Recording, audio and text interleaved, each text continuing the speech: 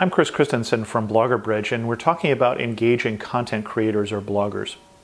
Today we're going to talk about the press trip and specifically what to do before the press trip. Again, as we've talked about in the past, the first thing you need to understand is what the goals are of your particular campaign, and that will help you determine what kind of person or what kind of team you may want to get. And I say team because I want to bring up the idea that sometimes it's better to get multiple people with different skills. I think of one particular campaign that I did with Maui. Maui brought in, as their first set of bloggers that they dealt with, or their first set of content creators, they brought in one blogger, two videographers, a podcaster, and two local content creators, one a photographer and another a blogger.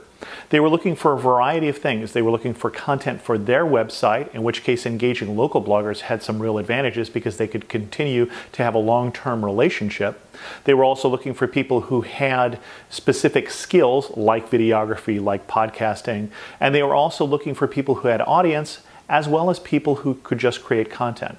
And I think of the one blogger who was on the trip who had no blog of her own. She was a blogger, she was a prolific writer. In the time period that I could write one blog post, she could write 3. But she didn't have her own blog, she was very shy, didn't even want to be in the group pictures. But that didn't matter because they were planning on using her content on their website and they could provide the audience.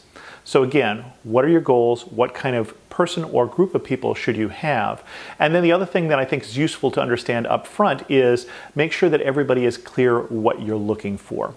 What you're going to pay for, what you're not going to pay for, what you're providing, what you're not providing, and then what you're looking for in terms of content. I'm looking for 1 podcast, I'm looking for 3 blog posts, I'm looking for 100 pictures. I'd like to use those pictures in this and such a way. The more that you can be clear about what you're looking for up front, the fewer problems there'll be. I'm Chris Christensen from Blogger Bridge.